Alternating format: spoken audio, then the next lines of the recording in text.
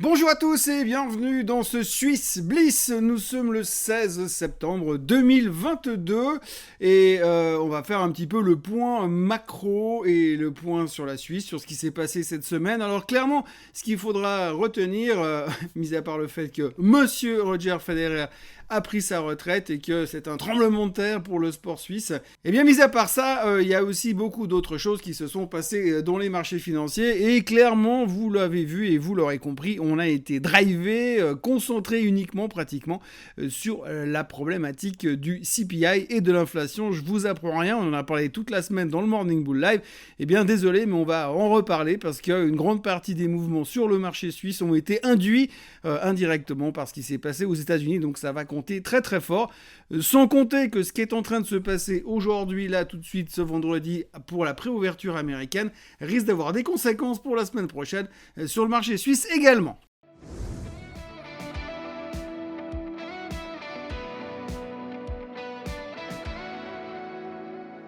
Donc, la situation macro, où en sommes-nous? Alors, on est d'accord. Nous, on a eu des bons chiffres en Suisse. On a eu un PPI qui était un peu plus faible. Donc, un Producer Price Index était un petit peu plus faible que prévu pour le mois dernier. Donc, c'est une bonne nouvelle. Sur une année, il est à 5% et des poussières. Donc, ça, c'était pas terrible. Mais enfin, par rapport au reste du monde, on peut s'estimer vachement content pour ce qui est en train de se passer.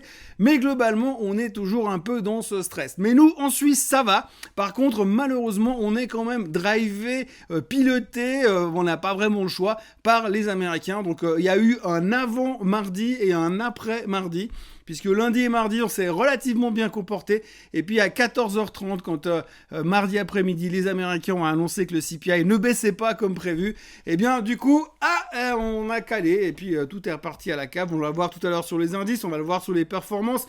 C'est pas terrible, on est vraiment dans une situation assez délicate, un peu à l'image de ce qui se passe aux États-Unis en ce moment. Dans le Morning Bull Live de ce matin, j'ai bien évidemment parlé beaucoup de ce support des 3900 qui devient très très préoccupant. Et bien nous, sur la Suisse, on a aussi quelques soucis de ce côté-là. Donc le CPI est pas bon, donc l'inflation est pas bonne. On voit très bien qu'ils ont de la peine à la maîtriser, hein. C'est ce qu'on attend de voir et c'est ce que le marché a besoin de voir, que la Fed arrive à maîtriser l'inflation, parce que pour l'instant, on a un peu le sentiment que d'un côté, l'économie cartonne et va très bien, on le voit au niveau des chiffres de l'emploi américains, et puis de l'autre côté, eh bien, on voit que la Fed continue à monter les taux massivement. On attend 75 basis points la semaine prochaine, puisque je vous le rappelle encore une fois que le 21 septembre, il y aura l'annonce des taux de la Fed et le discours, surtout le discours de Monsieur Powell pour ce qu'il va faire ensuite. Plus ou moins, en tout cas, on va en tirer des conclusions. Et puis, à partir de là, eh bien, on va déjà commencer à parler de ce qu'ils vont faire au mois d'octobre au niveau de la Fed également. Et est-ce qu'ils vont continuer dans cette hausse des taux? Ce qui paraît plutôt évident, à voir la tronche des chiffres de l'inflation aux États-Unis. Et c'est notre plus grosse préoccupation. C'est ce qui va vraiment nous occuper ces prochaines semaines. C'est la taille et la suite des événements et ce qui va être mis en place par la Fed. Donc, pour l'instant, on est vraiment complètement bloqué autour de ça. Et puis, eh bien, en cette fin de semaine, en ce vendredi, eh bien, on a aussi les échéances d'options et de futurs aux États-Unis. Alors, ça crée toujours beaucoup de volume et ça peut aussi créer beaucoup de volatilité. Alors, vous avez d'un côté une inflation qui n'est pas maîtrisée, un risque de hausse des taux qui va continuer probablement encore en octobre. Clairement, on devrait encore avoir une autre hausse de 0,75 au mois d'octobre. On a vu que les rendements du 2 ans avait littéralement explosé, ce qui veut dire que les gens sont en train d'anticiper quasiment des taux à quasiment 5% sur les Fed Funds d'ici la fin de l'année. On est déjà en train de pricer beaucoup de choses au niveau des taux. Et donc, par rapport à ça, vous avez en plus une échéance d'options ce vendredi qui va être énorme en termes de volume. Imaginons qu'on casse les supports, ce qu'on a déjà fait au niveau des futurs, puisqu'on a vu ce matin qu'on était largement au-dessous des 3900 sur le S&P 500. Ça risque de secouer un tout petit peu ces prochains jours, mais ça, évidemment, dans ce genre de situation, ça, vous me direz, c'est un peu facile, hein, mais comme tout en finance, c'est souvent du pile ou face, eh bien, on peut aussi se retourner assez violemment parce qu'il y a du volume, parce que c'est l'échéance d'options. Donc, grande surprise et attention à une petite augmentation de la volatilité, en tous les cas aujourd'hui, sur les marchés américains, bien sûr, mais indirectement chez nous, en Suisse également. Si l'on regarde rapidement les performances sur une semaine, eh bien, on voit évidemment tout de suite que l'appétit au risque a littéralement disparu des marchés pour l'instant, puisque on voit que le Bitcoin s'est fait littéralement démonter la tête en perdant 7,5% sur la semaine. On est de nouveau en dessous des 20 000 sur le Bitcoin. On notera aussi que le semi-conductor index a perdu 6,3% pour les mêmes raisons, parce que la croissance, c'est pas cool, surtout depuis que l'inflation n'est pas sous contrôle et clairement pas transitoire. Oui, on connaît la chanson, c'est toujours un peu la même chose. Le Nasdaq perd 4,6%, le S&P perd 4%, bref, c'est très très moche, même la Chine est en recul de pratiquement 4%. L'ambiance est pas très très jolie. Et alors, vous le voyez, hein, sur l'Europe, on s'en sort un tout petit peu mieux, là, puisque la Suisse ne perd que 1,4%, alors que la France est en baisse uniquement de 0,88%. Bon, ça pourrait encore changer assez facilement cet après-midi. On ne sait jamais ce qui va se passer. Alors, l'Italie, étonnamment, avec la tronche de sa dette, elle est en hausse de 1,23%. Il y a bientôt les élections, et tout le monde espère un miracle. Tout est possible, hein, puisque je rappelle quand même que le Vatican, c'est dans la région de Rome. Donc tout peut arriver encore de ce côté-là, mais c'est vrai qu'on peut compter là-dessus. À mon avis, on ne peut plus compter que sur un miracle pour voir une solution pacifiste se régler sur l'Italie. Autrement, on notera aussi que l'or est en dessous des 1700 $. On perd 3,5% sur la semaine. Alors ça me fait quand même rire toujours et régulièrement. Alors, vous savez, je suis pas le meilleur avocat pour l'or, mais enfin, moi, depuis que je suis dans la finance, on m'a toujours dit « Oui, mais quand il y a de l'inflation, il faut acheter de l'or. » Eh ben oui, ça fait 1 an qu'on a une inflation qui explose, et l'or est au plus bas. Donc c'est assez déprimant pour l'instant. On peut toujours espérer, pour ceux qui sont des fervents adeptes de la fin du monde, de penser qu'un jour tout changera au niveau de l'or. Mais pour l'instant, c'est pas aujourd'hui. Et puis le pétrole se stabilise dans la zone des 85-87 $ pour l'instant.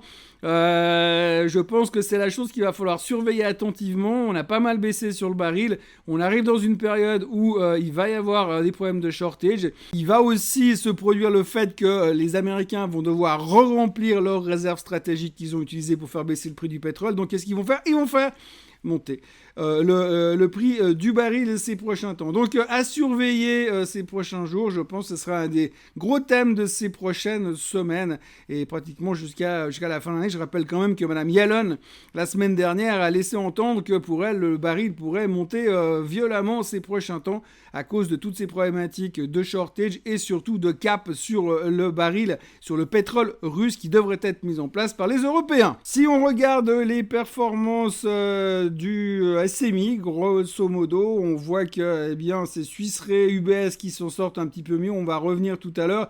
SGS est le leader de la semaine. Et puis de l'autre côté, Lonza, Sika, Givaudan, Geberit en queue de peloton. Il n'y a pas forcément eu des grandes nouvelles, mais pas mal d'ajustements au niveau des recommandations des analystes qui ont quand même mis la pression sur certains titres en Suisse, en l'occurrence sur des boîtes comme Sika qui ont été downgradées. Donc ça n'a pas forcément aidé non plus. Et pour le reste, c'est rien de spécial. Je veux dire, encore une fois, aujourd'hui, on est dans un marché où on n'est pas forcément mené par des fondamentaux microéconomiques, c'est-à-dire qu'on s'occupe très peu des sociétés, mais c'est plutôt de l'indiciel. Alors voilà, quand on a un marché qui était en train de péter les 11 000 à la hausse clairement en début de semaine et qui se retrouve au fond du bac en fin de semaine, c'est un petit peu, on tire d'abord, on pose des questions ensuite et on ne fait pas de prisonniers. C'est un petit peu ce qui s'est passé sur le marché suisse. Là, 2-3 bonnes nouvelles sur des boîtes comme Roche, mais autrement, ce qu'il faut retenir, c'est que les gens se repositionnent aussi sur les titres beaucoup plus défensifs et tout ce qui touche à des dividendes. Donc forcément, vous avez de la Zurich et vous avez de la Swiss Re. Même chose sur le SLI, donc SGS en tête de peloton et puis en queue de peloton, c'est Straumann qui remporte la palme. Alors Straumann, on y reviendra tout à l'heure, mais c'était massivement downgradé. Donc ceci expliquant cela, mais j'y reviens dans quelques instants. Au niveau des graphiques, nous avons le SMI que l'on voit à l'instant. Alors vous voyez très clairement, si je zoome un petit peu sur la phase qu'on vient de vivre cette semaine, donc ouverture en début de semaine assez spectaculaire en allant chercher la moyenne mobile des 50 jours. Malheureusement, on n'a pas réussi à passer. Et puis alors derrière, CPI décevant. Et qui dit CPI décevant dit forcément correction derrière, hein, donc on le voit très bien. Donc on a eu ce lundi ici qui nous a fait un candle à la hausse et puis derrière on corrige pour aller chercher les plus bas de la semaine. Alors comme c'est parti aujourd'hui, j'ai peut-être un peu peur qu'on ait cherché encore plus bas. Alors il faudra surveiller les lows de la semaine dernière, il y a 2 semaines en fait, du 1er septembre. Donc le 1er septembre, on a fait un plus bas à 10 652 sur le SMI. Et clairement, il ne faudrait pas qu'on termine en dessous des 10 650. Parce que si c'est le cas, eh bien autant vous dire qu'on va aller chercher probablement beaucoup plus bas en direction du support qu'on a ici sur la zone des 10 340, parce que là il n'y aura plus rien pour nous retenir, un petit peu à l'image de ce que l'on vit sur le S&P 500 depuis quelques jours, puisqu'on parle beaucoup du support des 3900 qui, vous le voyez, a cédé ici. Et là ce matin les futurs sont indiqués nettement en baisse, donc on est en train de casser ce support là pour aller chercher, ne voilons pas la face. On va probablement retourner en direction de ce qu'on a fait au mois de juin sur le S&P 500, ce qui nous mène quand même autour des 3600. Même chose sur le SLI, vous le voyez, cette zone en haut en bas, on a tapé la moyenne mobile des 50 jours. C'est un peu à l'image de ce qu'on a fait il y a quelques temps sur la moyenne mobile des 200 jours aux États-Unis. Mais donc là, on recasse à la baisse. Et là aussi, si ce soir on termine en dessous des niveaux de 6622 pour être précis, c'est là où on est en ce moment sur le SLI, eh bien il y a des grands risques qu'on retourne chercher les plus bas ici et les plus bas du mois de juillet qui nous ramèneraient plutôt dans la zone des 1590 sur le SLI. Mais alors après, si on casse les 1590, eh bien ce sera adieu vos vaches cochons, parce qu'il n'y aura plus grand chose pour nous retenir à la baisse. Donc méfiance quand même. On voit qu'on est un peu solide quand ça va mieux, mais pour l'instant, quand on voit la tronche des futurs, eh bien ça donne pas envie de courir derrière. Au niveau des actions cette semaine, on notera des bonnes nouvelles au niveau de la recherche chez Novartis, puisqu'ils ont eu des résultats positifs pour un médicament contre le cancer du foie qui a fait un petit peu de bien au titre en début de semaine. On a aussi eu une annonce comme quoi ils allaient investir massivement dans les biothérapies, ça fait toujours plaisir. Mais de l'autre côté, on a aussi eu le broker Berenberg qui a abaissé Novartis en passant de buy à hold. Donc un petit peu décevant, ils ont rabaissé également l'objectif de cours, donc ça a mis un tout petit peu la pression. Mais ce qui est assez intéressant, c'est que finalement ça nous permet de ramener Novartis à des niveaux relativement sexy, puisque souvenez-vous, je vous parle toujours de mon fameux range sur Novartis. Comme on le disait, je crois, sauf erreur la semaine dernière, on est toujours dans ce range, donc pour moi j'ai un bas du range dans la zone des 76, et puis il y avait un secret espoir qu'on tienne les 78 par là autour. Donc j'avais dit on peut commencer à monter des positions sur la zone des 78. Pour ceux qui maîtrisent les ventes de put en vendant des strikes 75, c'est toujours assez intéressant. Si vous vendez du strike 75 sur Novartis et puis que vous vous faites exercer, vous aurez un prix d'entrée autour des 74 francs suisses qui me paraît tout à fait correct pour jouer un rebond. Alors le rebond, il va peut-être mettre du temps, on va peut-être pas faire ça et puis remonter en V-shape ces prochains temps. Mais par contre, ce que l'on peut largement espérer, c'est que si on arrive à avoir un point d'entrée sur Novartis, sur la zone de ce bas-là où j'avais mis ce signe, c'est pas un range ça, eh bien si on vient chercher ces niveaux-là qui sont à 73 dans les cas extrêmes, je pense que aller dans les 12 mois, on devrait revoir allègrement les niveaux des 88 francs suisses. Donc il faut quand même vraiment continuer à jouer cette thématique sur Novartis. Je ne vais pas me répéter encore à chaque fois. Mais franchement, dans cet environnement où on est complètement obsédé par le reste du marché et par la gestion indicielle, pourquoi ne pas se positionner dans ce sens-là? Je persiste et je signe. Alors Swiss Re a parlé également cette semaine pour nous expliquer que vu l'environnement actuel, macro, géopolitico, économico, financier dans le monde entier, eh bien il pensait qu'il y aurait une demande supplémentaire pour tout ce qui est couverture de risque. C'est clair que c'est toujours un peu la même thématique sur les assurances. Quand tout d'un coup ça va mal, quand on a des catastrophes naturelles, on dit oh my god, ils vont devoir payer plein de sinistres, et donc on a très très peur de ça. Mais ce qu'on oublie toujours, c'est que quand il y a beaucoup de sinistres, eh bien, qu'est-ce qui se passe derrière? Eh bien, on augmente les primes d'assurance. Donc, effectivement, Swiss Re s'attend à que les gens prennent de plus en plus de couverture, parce que forcément, si on ne regarde simplement que les catastrophes climatiques qu'on attend de voir, eh bien, malheureusement, eh bien, ça devrait continuer. Donc, il pourrait y avoir de plus en plus d'assurés qui vont se diriger sur ce genre de couverture. Donc, ce qui serait plutôt positif pour Swiss Re. D'ailleurs, on l'a vu ces derniers temps, les gens ont bien anticipé la chose. Le titre a massivement rebondi, et même aujourd'hui, avec le rebond qu'il a fait, il paye toujours un dividende de plus de 7%. Alors, c'est pas une garantie comme quoi le dividende va rester pérenne sans arrêt, qui va jamais diminuer, mais pour l'instant, ça a l'air de bien se passer pour Swiss Re, et même à ces niveaux-là, vous avez encore 7% de dividende. Alors, comme on va voir sur le chat dans quelques secondes, eh bien, techniquement, à ce niveau-là, c'est un short sur Swiss Re. mais il faudra jamais l'oublier pour se repositionner derrière. Et c'est un petit peu, elle a bien monté cette semaine à cause de ses espoirs sur les primes. Techniquement, on est un peu à bout de souffle. Le marché est dans des limites de rupture, on en a déjà parlé. Et peut-être qu'elle va se replier, mais après, il faudra racheter derrière. Donc, short à court terme sur Swiss Re, mais bullish sur le long terme, ne serait-ce que pour le dividende. Alors, comme vous le voyez sur le graphique, eh bien, ce massif rebond qui a duré depuis déjà bientôt 3 semaines, on est quand même passé gentiment des plus bas du mois d'août à 70 francs suisses à aujourd'hui 82 francs et des poussières. Aujourd'hui, on a buté depuis quelques jours sur la moyenne mobile des 200 jours, et comme je vous le disais, peut-être qu'à court terme, on peut se replier avec un objectif technique assez raisonnable autour des 76 francs suisses. Donc si Swiss Re venait à revenir à ce niveau-là, on pourrait se repositionner pour la suite. Donc là aussi, dans l'environnement actuel, si ça commence à taper un petit peu sur le SMI dans sa globalité, pensez à vendre des puts avec des strikes autour de 75 francs suisses, avec la volatilité qui n'est pas énorme, d'accord, mais pour l'instant, ça vous fera un prix d'entrée relativement correct. Et encore une fois, dans l'environnement actuel, c'est plutôt agréable de se positionner sur des boîtes qui payent du dividende et qui sont relativement défensifs et qui, malheureusement, réchauffement climatique oblige, risquent de profiter de tout ça pour des couvertures d'assurance supplémentaires dans les mois qui viennent. UBS, ils ont annoncé aussi qu'ils augmentaient le dividende, alors massivement, ils passent de 0,51 de cents par action à 0,55.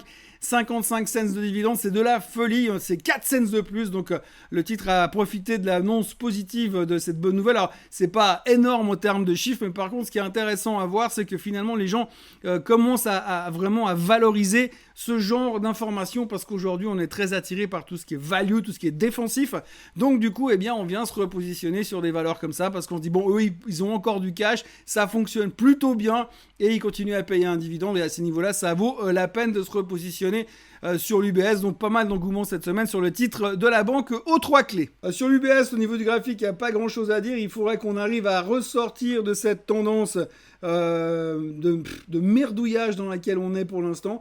J'aimerais bien la voir recasser à la hausse les 16,30 pour essayer de retester cette moyenne mobile des 200 jours, mais c'est vrai qu'encore une fois dans l'environnement actuel ça va être difficile. Donc on voit très clairement qu'aujourd'hui on est dans des zones où on a été tapé une fois, tapé 2 fois, tapé 3 fois, tapé 4 fois. On va dire jamais et jamais 405, mais bon, en tout cas, dans tous les cas, pour l'instant, c'est vrai qu'on a de la peine à casser, donc il faudra quand même surveiller le titre. Dans l'environnement actuel, c'est difficile, mais à la première occasion, si on arrive une fois à traverser cette résistance, et puis alors encore mieux, la moyenne mobile des 200 jours, alors là, après, youpi, tralala, ce sera reparti, et vive l'UBS, vive les bancaires, et puis, vu que les taux n'arrêtent pas de monter, ils vont faire de plus en plus de marge sur les crédits hypothécaires, entre autres. Et puis, on va terminer avec la pire performance de la semaine sur le SLI, et bien, c'est Straumann. Alors, Straumann s'est fait littéralement massacrer cette semaine. Elle perd plus de 14%, 13-14% sur la semaine. La raison principale, c'est un downgrade massif de l'UBS. Alors encore une fois, souvenez-vous, il y a quelques mois en arrière, l'UBS avait fait un downgrade sur Roche quand elle était autour des 400 balles, et derrière, elle avait pratiquement perdu 25% sur quelques jours. Alors il est vrai que quand l'UBS fait des downgrades massifs, et là ils sont passés de buy à sell sur Straumann, quand vous avez une banque comme ça qui fait des downgrades aussi tranchés, là ils ont baissé leur target aussi à 96,3 target sur Straumann 96,3 au début de la semaine. On était 14% plus haut, donc on a tout descendu en quelques jours, et on est déjà sur l'objectif de l'UBS à 96,3 aujourd'hui. Donc il y a peut-être plus grand chose à gratter, en tout cas à la vente sur Straumann, mais on a récupéré l'objectif en l'espace de 4 jours. Donc on voit la puissance de feu de la banque quand ils viennent faire des downgrades sur ce type de valeur suisse. Ça fait très très mal. Et puis alors, ce qui est extraordinaire, comme d'habitude, ce que j'adore toujours dans l'analyse financière, c'est que le gars il arrive à nous donner un prix 96,3 hein. C'est pas 97, c'est pas 96 tout rond, c'est pas 95, c'est 96,3. Merci à la gloire des spreadsheets Excel. En tous les cas, Straumann a perdu tout ce qu'il avait à perdre selon l'analyse de l'UBS, qui a déclenché lui-même le sell-off en début de semaine. Et aujourd'hui, la question qu'on peut se poser, c'est est-ce que par hasard, il va pas falloir commencer à remettre les pieds dedans? Alors on dit qu'il faut jamais rattraper un couteau qui tombe. Alors on voit très bien que le couteau, eh bien, il est là. La grande question maintenant, c'est à quel niveau ça va s'arrêter de baisser. Alors effectivement, aujourd'hui, quand vous avez une UBS qui downgrade un titre comme ça, eh bien, il faut laisser liquider les ventes. Il faut que les gens finissent de positionner leur portefeuille par rapport à ça. Il y a une zone de support ici maintenant, clairement dans la zone des 95, qu'il va falloir tenir. Je dis bien qu'il va falloir tenir. Pour l'instant, les stochastiques qui sont là en bas laisse supposer que le sell-off devrait se terminer gentiment. Maintenant, l'autre problème qu'on a quand même, c'est que vous l'avez vu tout à l'heure, le SMI est en grande difficulté. Si on a une correction qui s'enclenche ces prochains temps aux États-Unis aussi, dans la suite de la hausse des taux de la Fed, je suis pas sûr qu'il faudra se précipiter pour revenir sur Stroman. Néanmoins, je veux bien que y ait un downgrade qui a été fait, je veux bien que le target de l'UBS soit à 96,75, mais à un moment ou à un autre, il faudra la surveiller pour jouer un rebond. Alors, pas de précipitation. Je préfère nettement attendre que Stroman retrouve un petit peu des couleurs et commence à inverser sa tendance pour commencer à me dire peut-être qu'il sera temps de la repêcher. Alors, en attendant, eh bien, on va attendre gentiment que les choses se tassent sur Stroman, mais il va falloir garder un œil dessus. Voilà, grosso modo, ce qu'on pouvait raconter sur le marché suisse cette semaine. Marché suisse extrêmement tributaire des tribulations du marché américain également, bien évidemment. Les choses se compliquent, en tout cas d'un point de vue technique. Les choses se compliquent d'un point de vue macro. Les choses se compliquent vraiment du côté inflation et du côté comment est-ce que finalement l'économie va sortir de tout ça. Et puis, à côté de tout ça, on n'a quand même pas oublié de parler de la problématique de l'énergie qui va nous tomber dessus bientôt. Chaque jour qui passe, il fait un petit peu plus froid et ça va commencer à devenir problématique à un moment ou un autre. Bien entendu, on connaît l'histoire, mais pour l'instant, on n'en parle pas trop. Les marchés financiers s'en préoccupent pas trop. On a toujours la guerre en Ukraine qui reste un problème et un stress général pour les marchés européens et nous y compris, bien sûr. Donc ça reste aussi une pression supplémentaire. On parle aussi beaucoup d'un redémarrage du pétrole dans la dernière tranche de l'année qui pourrait aussi poser des problèmes. Et puis, on va avoir la saison des résultats qui va commencer bientôt. Et là aussi, on va être très attentif à ce qu'on va nous annoncer.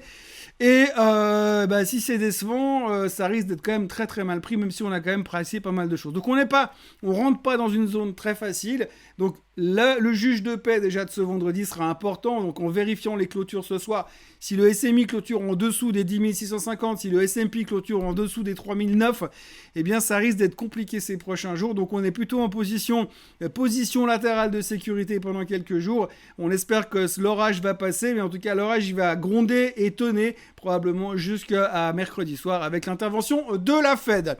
Voilà, en ce qui me concerne, je vous encourage à vous abonner à la chaîne Swissquote en français si ce n'est pas encore fait, puisque je rappelle que pour l'instant, on est en train de friser les 23 000 abonnés et que j'ai promis que le jour où on serait 25 000 followers sur cette chaîne, eh bien, je me raserai le crâne. Donc, plus que 2000 personnes à s'abonner sur la chaîne. Donc, si vous n'êtes pas encore abonné, profitez de donner un coup de main de ce côté-là parce que j'en peux plus des cheveux longs. Et puis autrement, likez cette vidéo et revenez me voir lundi prochain pour un nouveau Morning Bull Live.